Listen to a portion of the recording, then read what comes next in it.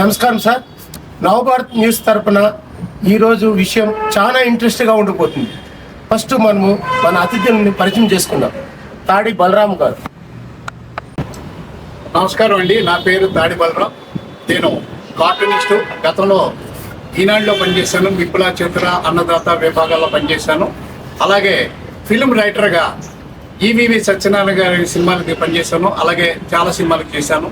ఇప్పుడు న్యూ నవభారత్ ఛానల్కి నేను వీడియోగ్రాఫర్గాను ఎడిటింగ్ డబ్బింగ్ విభాగాల్లో పనిచేస్తున్నాను. అలాగే ఈ ప్యానల్లో కూర్చోవడానికి అవకాశం ఇచ్చిన వెంకటముని గారికి, మిత్రులందరికీ నా నమస్కారాలు తెలియజేస్తాను. మన ఛానల్లో ఇంకొక ప్రముఖ వ్యక్తి పరిచయం చేయడానికి గ్లోబల్ 9 ప్రముఖ వ్యక్తి శ్యామ్ కుమార్ ఇక్కడికి వచ్చారు. 2 నిమిషాలు. అందరికీ నమస్కారం. నా పేరు C Shyam Kumar. Shyam K wood పేరుతోటి నేను రివ్యూస్, సినిమా రివ్యూస్ ఒక 25 years నుంచి కూడా రివ్యూస్ రాస్తుండాను. నేను సినిమా రైటర్గా, ట్రైన్డ్ ఆర్టిస్ట్గా, యాక్టర్గా కూడా నేను ట్రైన్ అయి ఉన్నాను. 1996లో నాతో పాటు సునీల్ వీళ్ళంతా సినిమా స్టార్స్ చాలామంది మా బ్యాచ్ నుంచి స్టార్స్ అయ్యారు. నేను అట్లా యాక్టింగ్ కోర్స్ ట్రైన్ అయ్యి తర్వాత రైటర్గా 2005 దాకా నేను కొన్ని సినిమాలకి రైటర్గా చేసి తర్వాత నేను జర్నలిస్ట్గా టర్న్ అయ్యాను. జర్నలిస్ట్గా నేను అనేక మీడియాలో పనిచేసి ఇప్పుడు గ్లోబల్ 9 అనే ఒక సంస్థని నేను స్థాపించి దాన్ని కొనసాగిస్తున్నాను. జర్నలిస్ట్గా ఇక్కడ మనం ఒక కార్యక్రమంలో ఇప్పుడు పాల్గొనడం, ఈ అవకాశం కల్పించిన వెంకటమణి గారికి వెరీ వెరీ థ్యాంక్స్. ఈరోజు ఒక ముఖ్యమైన వ్యక్తి, కర్ణాటకలో సీనియర్ జర్నలిస్ట్ అయిన మన బాబు దినకర్ మనతో ఉన్నారు. అట్లే మనము ఈరోజు ఒక ఇంట్రెస్ట్ టాపిక్ అంటే ట్రంప్ ఈజ్ కంప్. ఈ కార్యక్రమం ఫస్ట్ మన తాడి బలరాం గారి నుంచి స్టార్ట్ చేస్తాం. నమస్కారం అండి. ఈ ట్రంప్ విషయంలో మనం గతంలో ఒకసారి చూసాం. ఆయన ప్రెసిడెంట్గా ఉన్నప్పుడు కొంచెం మంచి మార్కులు పడ్డాయి. ఆయనకి బాగానే ఉంది పరిపాలన. ఆ రోజుల్లో ఏది బుష్ తర్వాత బుష్ ఉన్నప్పుడు ట్విన్ టవర్స్ కూల్చేశారు కదా, ఆ సంక్షోభం నుంచి అమెరికాని గట్టెక్కించడంలో ట్రంప్ చాలా బాగా పనిచేశాడు. ట్రంప్తో మన రిలేషన్స్ కూడా చాలా బాగున్నాయి. ట్రంప్ విషయంలో కొంత కామెడీ ముద్ర ఉంది. ట్రంప్ ఆహార్యం కానీ, ఆయన గెటప్ కానీ అందరూ చూసి నవ్వుకోవటం, అది సరదాగా ఫన్ క్రియేట్ చేస్తాడు ఆయన. ఆ విషయం వరకు ఓకే. కాకపోతే ఇప్పుడు ప్రజెంట్ రెండోసారి ప్రెసిడెంట్ అయిన తర్వాత ఆయన విధానాలు కంటకింపుగా మారాయి. కారణం ఏంటంటే మొట్టమొదట వీసాల గురించి. ఆ వీసాల విషయంలో చాలా స్ట్రిక్ట్గా ఆయన ప్రవర్తిస్తున్నాడు.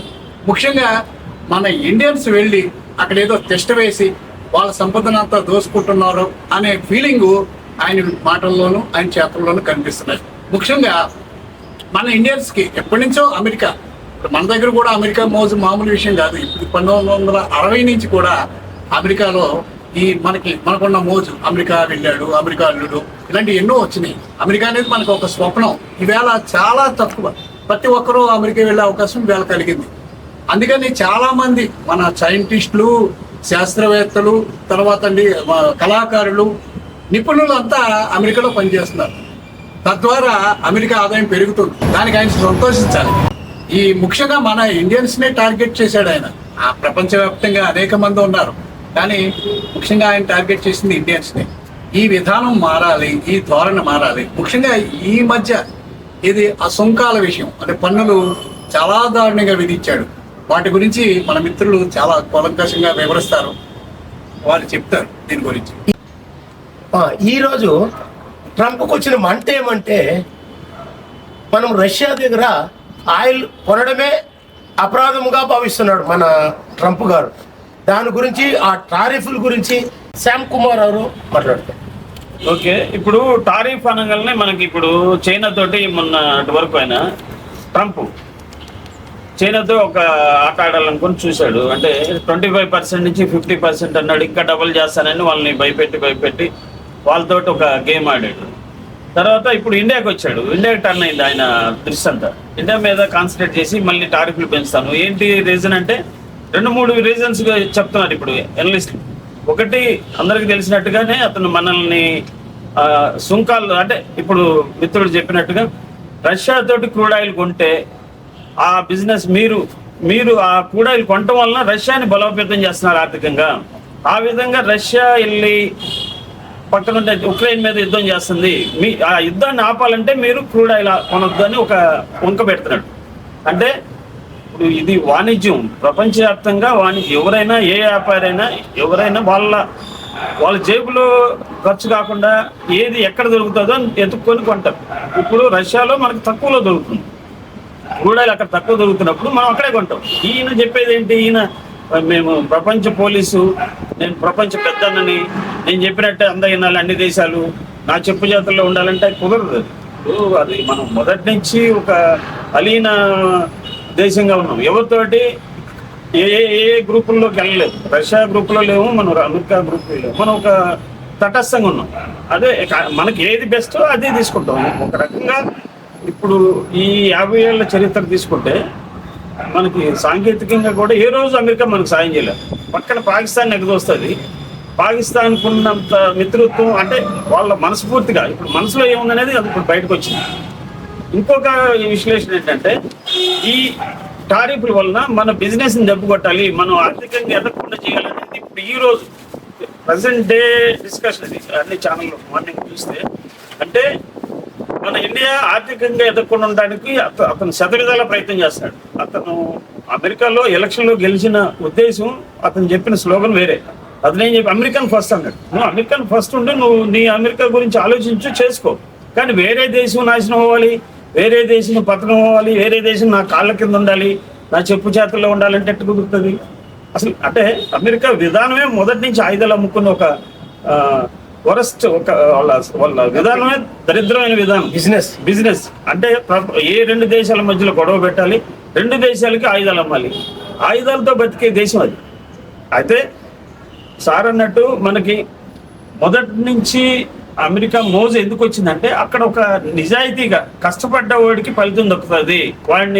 వాడి కష్టం, వాడి స్కిల్ దోపిడీకి గురి కాకుండా, వాడు సైంటిస్ట్ అయినా ఇంకొక ఏ రంగం అయినా వాడు ఎదుగొస్తాడు. వాడి కష్టాన్ని ఎవడు దోపిడీ చేయడానికి ఒక విధానం మీద అందరూ మోసపడ్డారు. అక్కడ మంచి అంటే అడ్వాన్స్డ్ టెక్నాలజీ వైజ్ కానీ లైఫ్ స్టైల్ కానీ అన్నీ బాగుంటాయని. ఇప్పుడు ఏముంది, మన గల్లీకి వచ్చింది అది. వరల్డ్ వైడ్ ప్రపంచం ఒక కుగ్రామం అయిన తర్వాత, గ్లోబల్ విలేజ్ అయిన తర్వాత నో మోజ్. ఇప్పుడు మనం 10 మందిని కలిస్తే 6-5 అమెరికా, అదే ఎనీ కంట్రీ బయట దేశాల్లో పనిచేసి వచ్చిన వాళ్ళే ఉన్నారు. సో ఆ మోజు కూడా మనం కంప్లీట్గా తీసేసుకోవాలి. ఇక్కడ పిల్లలు కూడా జనరేషన్స్ అమెరికా వెళ్తే బాగుంటుంది అనేది కాదు, ఇక్కడ ఉండి మన దేశాన్ని బాగు చేసుకోవాలి. ఆ విధంగా మనం ముందుకెళ్తే ఈ టారిఫ్ గొడవలు, వాడు మన మీద ఆంక్షలు పెట్టడం, మనకి ఒత్తిడి తేయటం, ఆ ప్రెషర్ తేయటం అనేది లేకుండా పోవాలంటే సార్ చెప్పినట్టు ఆ మోజు కూడా మనం తగ్గించుకోవాలి. మన శ్యామ్ కుమార్ చెప్పినట్టుగా అమెరికా టారిఫ్ల నుంచి భారత్కి ఎలా ఉపయోగమైందంటే, మనకి శత్రుత్వముగా ఉన్న ఒక చైనాని మిత్ర దేశంగా చేసినాడు. అది ట్రంప్ చేసిన మనకి ఉపకారం అని చెప్పగలుగుతాను. తర్వాత మన జతలో ఉన్న బాబు దినకర్ 2 మాటలు. ವಿಶ್ವಕ್ಕೆ ಅಮೆರಿಕ ದೊಡ್ಡಣ್ಣ ಅಂತಾನೆ ನಾವು ಭಾವಿಸ್ತೀವಿ. ಆದರೆ ಈಗ ಅಮೆರಿಕ ಅಧ್ಯಕ್ಷ ಆಗಿರುವಂಥ ಟ್ರಂಪ್, ಏನು ಪ್ರೆಸಿಡೆಂಟ್ ಆಗಿದ್ದಾರೆ ಟ್ರಂಪ್, ಅವರ ಬುದ್ಧಿ ದುಷ್ಟ ಬುದ್ಧಿ, ಬ್ಯಾಡ್ ತಾರೀಫ್ ಕೊಟ್ಟು ಪ್ರಾಬ್ಲಮ್ನ ಕ್ರಿಯೇಟ್ ಮಾಡ್ತಾ ಇದ್ದಾರೆ. ಇಷ್ಟಾಗಿ ಟ್ರಂಪ್ ತಾರೀಫ್ ಏನಿದೆ ಅದನ್ನ ಭಾರತ ಸರ್ಕಾರ ಸಮರ್ಥವಾಗಿ నిభాయిస్తుంది అన్న విశ్వాస ఇది. మన బాబు దినకర్ చెప్పినట్టు మన ట్రంప్ చేసిన ఈ టారిఫ్లు ఏముందో మన భారత్కి లాస్ ఉండొచ్చు, లేదని నేను చెప్తలేదు. కానీ మనకన్నా 3 రెట్లు ఎక్కువ అమెరికన్ ప్రజలు నష్టపోతున్నారు. ఇది ఎంతవరకు కరెక్ట్ అనేది ట్రంప్ అనే కంపెనీ చెప్పాము కదా, ఆయనే యోచించాల్సింది. సార్, మనము ఈ ట్రంప్ ఈజ్ కంపు అనేసి ఒక ప్రోగ్రామ్ పెట్టుకున్నాం కదా, మీ వైయక్తిక అంటే మీ పర్సనల్ అభిప్రాయాలు తెలియజేయండి సార్. ఇప్పుడు మీ మాటల్లోనే ఉందండి, ట్రంప్ కంపు. ఆ కంపు ప్రపంచ వ్యాప్తంగా విస్తరించింది. ఆ కంపును మనం భరిస్తున్నాం. ఎందుకంటే ఆయన దగ్గర అణువాయుధాలు ఉన్నాయి. ఆయుధాలతో మన ప్రపంచాన్ని నాశనం చేసేస్తాడన్న ఒక భయము మనకు మొదటి నుంచి ఉంది. కానీ ఇప్పుడు అణు ఆయుధాలు మన దగ్గర ఉన్నాయి, ఇంకా చాలా దగ్గర ఉన్నాయి. ఇటీవల ఒక ఆయన ఎవరో యుద్ధం జరుగుతుంది కదా, ఆయన పేరు గుర్తులేదు, ఆయన వచ్చాడు మామూలుగా క్యాజువల్ బట్టలు వేసుకుని వచ్చాడు. మిగతా వాళ్ళంతా సూట్లు వేసుకుని ఉన్నారు అమెరికన్. ఆయన వేసుకున్న బట్టల్ని హేళన చేశారు అమెరికా వాళ్ళు. ఏది ఉక్రెయిన్ అధ్యక్షుడు. ఉక్రెయిన్ అధ్యక్షుడు ఎవరంటే జెలెన్స్కీ. జెలెన్స్కీ. అప్పుడు అతను చాలా హుందాగా వచ్చాడు. అతనికి సూట్లు లేక ఆయన అన్నాడు, సూట్లు లేక నాకు మా దేశం యుద్ధంలో ఉంది, వాళ్ళని ప్రతిబింబించాలి, మేము ఇబ్బందుల్లో ఉన్నాం అనే కారణంగా నేను సూట్ వేసుకు రాలేదు, సూట్లు లేక కాదు అని చెప్పారు. ఆ గర్వం వాళ్ళు తగ్గించుకోవాలి. ఏది అమెరికన్స్ ఉన్న పొగరు. ఆయన ఎవరో మన తెలుగు అమ్మాయినే పెళ్లి చేసుకున్నాడు. ఇంకొక ఆయన ఎవరో UK ex president, prime minister, మాజీ ప్రెసిడెంట్ కాదండి, కార్యదర్శి అనుకుంటా ఆయన ఎవరో. ఇప్పుడు వైస్ ప్రెసిడెంట్. మన అల్లుడు హోదాలో మన ఇండియాకు కూడా వచ్చాడు. అయినా సరే మన ఇండియన్స్ మీద ఆంక్షలు పెట్టినారు. మీరేమంటారు సార్? సార్ ఈ గర్వం నుంచే ఇప్పుడు అవును. మన మోడీ గారు అవును సార్. రష్యా, చైనా, భారత, ఇజ్రాయెల్, ఇప్పుడు కొత్తగా ఇంకొకటి లేటెస్ట్ న్యూస్, ఫ్రాన్స్ కూడా మనకి బ్రిక్స్ కరెన్సీలో ఇన్వాల్వ్ అవుతాము అన్నప్పుడు 60% అంటే 55 ఏళ్ళు ఏక చక్రాధిపతిగా నడిచిన డాలర్ వాల్యూ పాతాళానికి వెళ్ళిపోతా ఉంది. ఇది ఎంతమందికి తెలుసో తెలీదో నాకు అర్థం కాలేదు, కానీ 100% ఈ 5 కంట్రీలు ఒకటైతే ఇన్ని 55 ఏళ్ళు ఏమి ఏక చక్రాధిపతిగా నేను కింగ్ అనేసి అంటా ఉన్నిందో అమెరికా గర్వం 100% తగ్గేది కరెక్టే సార్, కన్ఫర్మ్. అదే అయితే ఇక్కడ అమెరికా డాలర్ అనేది అంత ఈజీగా ఒక మాటలో ఒక రోజులో అవ్వదు. అంటే ఒకేసారిగా పతనం కాదు, కానీ ఎందుకంటే ఇది వరల్డ్ వైడ్ గా వాళ్ళు ఒక సిస్టమేటిక్ గా వాళ్ళు అంటే ఆధిపత్యంలోకి వచ్చారు. అయితే ఆర్థిక వ్యవస్థ అనేది ఒక్క రోజుకి మార్పు జరగదు. అయితే మనం కూడా ఇప్పుడు పక్కన చైనా తోటి చాలా ప్రాబ్లం ఉంది. వాళ్ళు ఒక పక్క నుంచి మన మీదకి ఒక కుట్రభరితంగా వాళ్ళు ఆ ప్రాంతాలన్నీ మావి, ఇప్పుడు అరుణాచల్ ప్రదేశ్ మాది అంటాడు. ఇట్లా చైనా తోటి మనకి చాలా ఇబ్బంది ఉంది. అలాగని ఇప్పుడు సార్ చెప్పినట్టు ఈ బ్రిక్స్ కంట్రీస్ లోకి ఈ రెవెన్యూ అదే ఆర్థిక పరంగా ఒక ఆధిపత్యంలోకి రావడం అంత ఈజీ కాదు. కాకపోతే మనం మెలుకుతూ ఉంటాం. ఇప్పుడు సార్ చెప్పినట్టు ఇప్పుడు మోడీ ఒక్కరే కాదు, ఎనీ ప్రైమ్ మినిస్టర్, ఇప్పుడు అమెరికా కూడా ఒక ప్రైమ్ మినిస్టర్ వాటి పోయిన ఇంకొకటి వచ్చిన, ఇప్పుడు సార్ అంటూ జేడీ వాన్స్ ఉన్నాడు ఉపాధ్యక్షుడు. అతను ఈ రోజు పొద్దున్నే ఒక ఆసక్తికరమైన మాట అన్నాడు, ఏదైనా ప్రమాదకర పరిస్థితి వస్తే నేను ప్రెసిడెంట్ అవుతానన్నాడు. అది అంటే వాడు అంటే ఇక్కడ ట్రంప్ నాట్ ఓన్లీ ట్రంప్కి ఏదో అవుతుంది అన్న అర్థం అనమాట. ట్రంప్కి ఏదో అయితే అంటే వాళ్ళంతా 80 ఏళ్ళకి వస్తారు వాళ్ళు ప్రైమ్ మినిస్టర్ అక్కడికి వచ్చేసరికి ప్రెసిడెంట్ అయితే. సో ఏదైనా జరిగినా అంటే అక్కడ విధానం ఏంటంటే ట్రంప్ పోయినా ఆ కంపు బాదు అని. అప్పుడు మన కార్యక్రమంలో ట్రంప్ అనేవాడు కంపు అనుకున్నాం, కానీ అమెరికా ఈజ్ ఇట్ సెల్ఫ్ కంపు. వరల్డ్ వైడ్ గా వాళ్ళు చేసే ప్రతి పని కంపుని పని. అంటే మీరంతా కుళ్ళిపోవాలి, మేము ఆధిపత్యం చేస్తాం, ఆనందం పొందుతాం, మీరు నాశనం అయితే మాకు ఆనందం అనే ఆ విధానం ఏదైతే ఉందో వాళ్ళు పొగరు ఎంతకాలం ఉంటుందండి. ఇప్పుడు సార్ ఇందాక టిన్ టవర్ గోలంగల్ని ఉచ్చబోసుకున్నాడు ఆయన అమెరికా ప్రెసిడెంట్ గారు. ఎక్కడ బంకర్లో దాక్కుని మామూలుగా షేక్ అవ్వాలి. అంటే ఎవరికైనా లిమిటేషన్ ఉంది. They are also humans. అంటే ఎవరైనా మానవాడికి ఒక రోజు ఎండ్ అవుతారు. అంటే ఏంటి గర్వం అంటే మేము గొప్ప, ఎట్లా గొప్ప, మేము అంటే ఏ విధానాల్లో లైఫ్ స్టైల్లో మేము అడ్వాన్స్డ్గా ఉన్నాం, లేకపోతే మేము ఎవరి లైఫ్ స్టైల్ వాడిది దేన్ని కేర్ చేయరు. మా మిత్రుడు ఒక ఆయన అమెరికా నుంచి మాట్లాడుతుంటాడు రెగ్యులర్, మా సిబిఐటి కాలేజ్ నుంచి మా సీనియర్, మనకి ఇక్కడ కేఏపాల్ లాగా తిరిగేవాడంట ఈయన ట్రంప్ ఒకప్పుడు ప్రతి స్టూడియో. అంటే ఒక జోకర్ ఒకప్పుడు.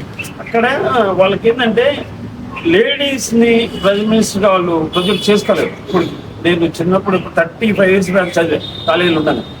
వాళ్ళు ఎప్పటికీ ప్రైమ్ మినిస్టర్ కానీరు లేడీని. అంటే ఏమంటారు దురహంకారం, పురుషాహంకారం ఎక్కువ ఉండి అది అంటే వాళ్ళకి ఏమి నాగరికత ఉన్నట్టు. ఇప్పుడు వీడిని తీసుకొచ్చి కంపుగాడిని తీసుకొచ్చి ఆ ట్రంప్ గాడిని పెట్టుకోకుండా ఆ లేడీని పెట్టుంటే కొంతన్నా చెప్పుకోవడానికి. మనకి ఎప్పుడో 70s లోనే మనకి lady prime minister Indira Gandhi. ఇప్పుడు ఎంత మనల్ని ప్రపంచంలో ఒక రకంగా ఎగతాళిగా చేసేవాళ్ళు. అంటే వీళ్ళు చెట్ల పుట్లకి 50 ఏళ్ళ వెనకాల ఇప్పుడు కాదు. అదే ఎప్పుడు మారిపోయినా మొక్కుతారు, రాళ్ళను పోయిస్తారని, కోతులు అంటే పాములు ఆడిస్తారని ఒక రకమైన యంగంగా మాట్లాడే దీన్ని వాళ్ళకి దేర్ నాట్ అంటే సమాజం అందరూ బాగుండాలి, ప్రపంచం అంతా బాగుండాలనే దృష్టి ఎప్పుడు లేదు వాళ్ళకి. అంత క్రూయల్గా ఏ దేశమైనా ఎక్కడ తీసుకున్నా అక్కడ ఇంటర్నల్గా గొడవలు పెడతారు పక్క దేశాలు. ఇప్పుడు వీళ్ళు బ్రిటిష్ వాడు వెళ్ళేటప్పుడు మనకి పాకిస్తాన్ని క్రియేట్ చేసేది.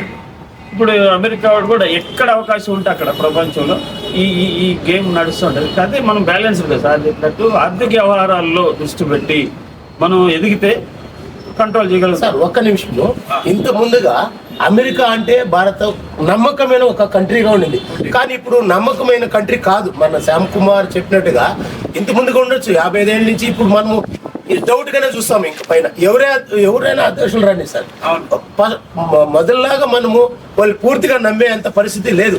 అంటే ఇప్పుడు నిన్న చెప్పినాడు నేను డ్రగ్స్ పైన తగ్గించేస్తాను అంటే వాళ్ళకి ఏ బెనిఫిటో దానిపై తగ్గిస్తాడంట. అయినా కూడా మనకి లాస్ ఉంది, లేదని చెప్పలేదు. మన మోడీ గారు వేరే ప్లాన్గా పెట్టుకున్నారు. ఇంకోటి చెప్పారు మన శ్యామ్ కుమార్ గారు, మనకి చైనా డేంజర్ కంట్రీ లేదని చెప్పలేదు, కానీ ట్రంప్ చేసిన దానికి బార్డర్ని నేను క్లియర్ చేసుకుందాం మనము ఫస్ట్. మన చైనా భారత్ కూర్చొని వాళ్ళ నుంచే మనకి మెసేజ్ వచ్చింది, చైనా సైడ్ నుంచే మనకు మెసేజ్ వచ్చింది. ఏమంటే భారత్ చైనా బార్డర్ విషయంలో మనం ఒక ఒప్పందానికి వస్తాము క్లియర్గా. అంటే మన అస్సాంను కానీ వాళ్ళు అదే ఇన్లీగల్గా వేసుకున్నాం కొన్ని ఉన్నాయి కదా, ఓల్ నోట్ నుంచే వచ్చినాయి ఇవి. మనము బార్డర్ విషయంలో మన ఇద్దరికి ప్రాబ్లం ఉంది, దీన్ని సాల్వ్ చేసుకుంటే మన ఇద్దరు I5గా వెళ్ళిపోవచ్చు అనేసి వాళ్ళ సైడ్ నుంచి మనకు ఒక మెసేజ్ వచ్చింది సెంట్రల్ గవర్నమెంట్కి. మీరు తెలుసు కదా సార్, మీరు చెప్పేదాన్ని నేను చెప్పినాను. ఇది ఇంకా మీ విషయం చెప్పండి. అమెరికా విషయంలో మనకి జార్జ్ బుష్ కానీ ఒబామా చేసినట్టుగానే ఈయన కూడా నడుచుకుంటే బాగుంటుంది.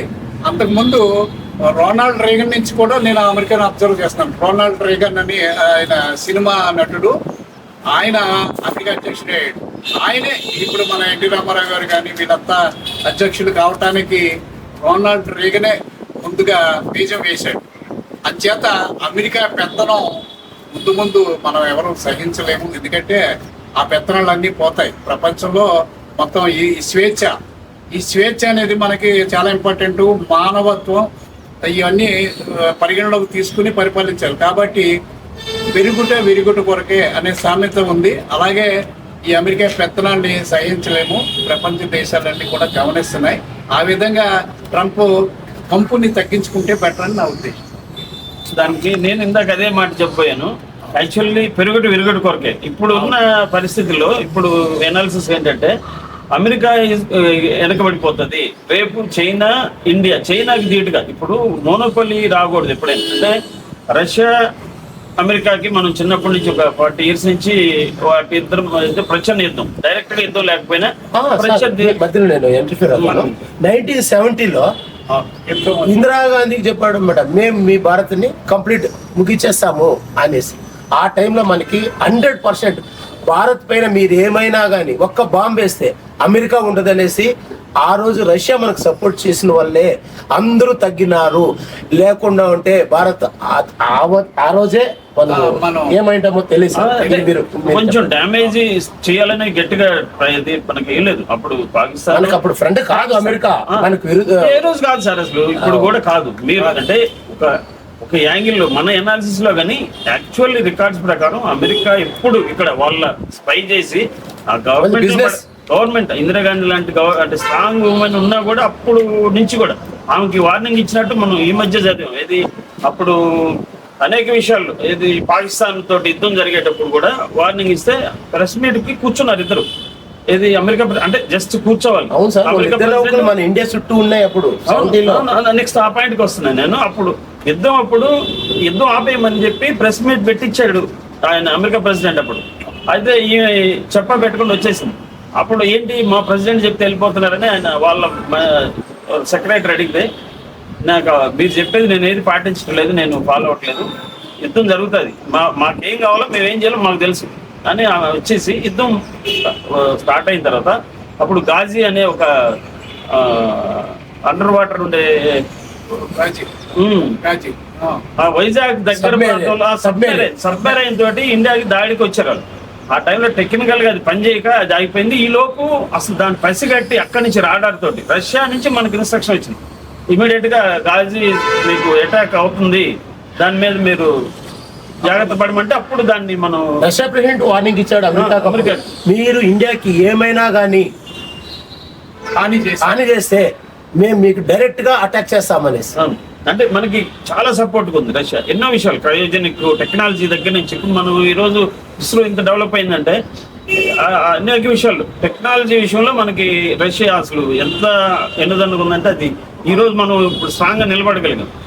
ఇప్పుడు ప్రపంచ దేశాల్లో 2-3 దేశాల్లో ఒకటయ్యాం మనం. ఏది ఈ క్రయోజనిక్ కానీ ఇప్పుడు శాటిలైట్ ప్రయోగించడం కానీ వీటన్నిటిలో రష్యాని అమెరికాని రష్యాతో సమానంగా మనం నిలబడ్డాం అంటే రష్యా సపోర్ట్ అమెరికా కంటే కూడా మనం ముందుకు. సార్ అమెరికాకి ఇంకొకటి ఏందైనా ప్రాబ్లము, F-35 ఎప్పుడు ఫెయిల్ అయిందో మనము వాళ్ళకి ఆర్డర్ ఇవ్వలేదు. ఆయనకి ఎప్పుడు ఆర్డర్ ఇవ్వలేదో ఇండియా ఇవ్వలేదంటే అంటే మన ఇండియా పాకిస్తాన్ టైంలో ఫెయిలర్ అని చెప్పొచ్చు.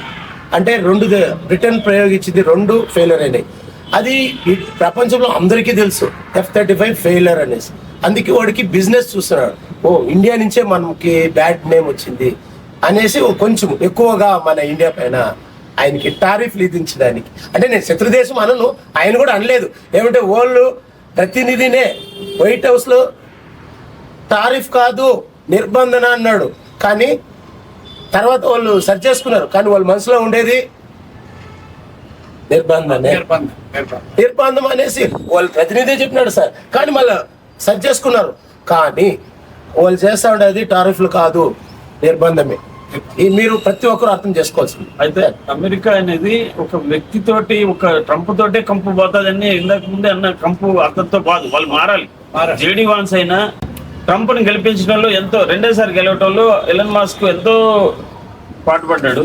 ఆయన ఇమీడియట్ గా బయటకు వచ్చాడు, ఆయన ఒక పదవి కూడా వదిలేసుకొని.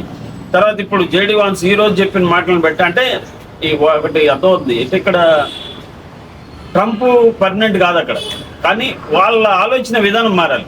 ప్రపంచాన్ని మనం గ్రిప్లో పెట్టుకోవడం అనేది పక్కన పెట్టి ముందు మీ దేశం మీరు బాగు చేసుకొని బాగుండండి.